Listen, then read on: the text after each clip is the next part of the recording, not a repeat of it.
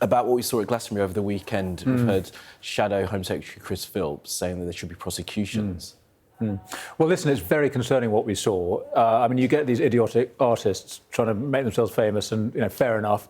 I think it was very wrong of Glastonbury to give him the stage, and then of the BBC to broadcast it. I'm also really concerned about the crowd, frankly. I mean, here you have somebody chanting "Death to the IDF," and you've got thousands of people following along. I think we've got a real problem here, and we absolutely need to send a strong signal.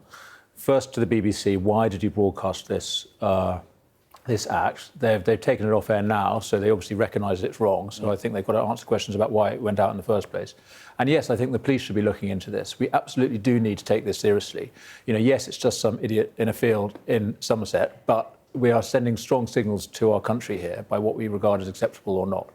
And Jewish people in this country feel besieged as it is. And for somebody on a major public stage like that to be suggesting it's acceptable to kill the soldiers of the Jewish state puts people here at risk as well. It encourages people to think that Jewish people in the UK are acceptable targets, and I think that's very wrong. I mean, of course, hundreds of thousands of people at Glastonbury, not all of them were involved in this chant. Of course, wrong to tar the entire. And it's good that Glastonbury themselves have repudiated it. Yeah.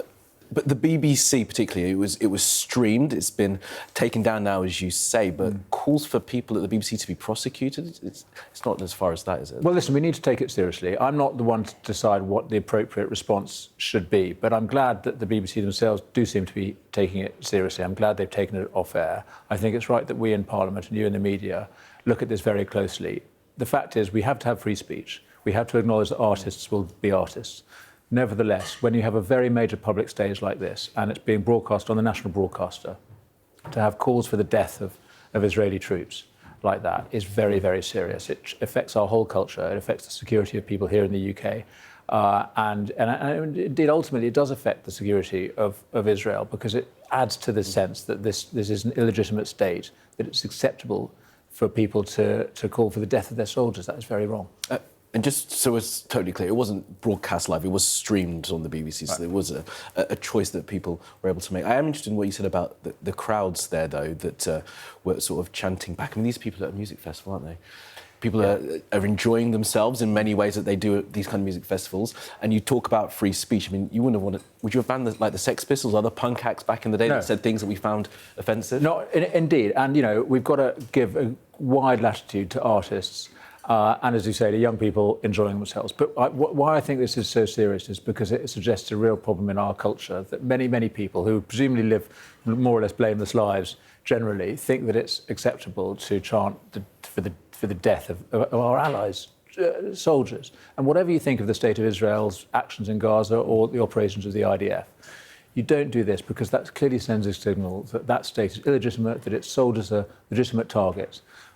So I do think it matters that so many people think that that's an acceptable thing to chant back. And it's up to all of us who try and affect the culture through the jobs we do, and that includes people who put on acts at Glastonbury, think about the effect they're having on our society. And, they would not get away with chanting racist chants about another group or any other country in the world, in fact. So I think there is a real problem here that we need to be very, very, very firm about in our response. As you say, it's a story that will continue as we wait for the response from the BBC and from perhaps even the police. All right, let's talk about what's going to go on tomorrow in Parliament. Helen Whately was on one of the breakfast shows yesterday and couldn't quite say whether or not that she would vote for or against this bill. What are you going to do tomorrow? Well, as the Shadow Welfare team, what we're doing is waiting to see what the government's coming out with. They had a plan. It wasn't much of a plan. But there were some reductions in benefit spending. We said that we would be prepared to support them if they also go further by introducing genuine reform to the system, to reduce spending and to ensure people get into work, but not imposing new tax rises on the public.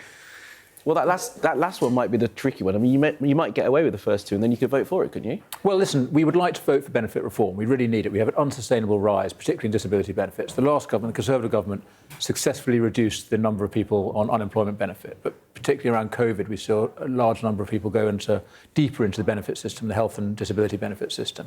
And that's not right for the taxpayer and it's not right for those people, for many of them. So we want to see reform. The government isn't bringing forward reform. They were bringing forward some limited cuts, which we thought were pretty crude, but we were prepared to support them if there was genuine reform alongside. Now they've just abandoned most of those cuts.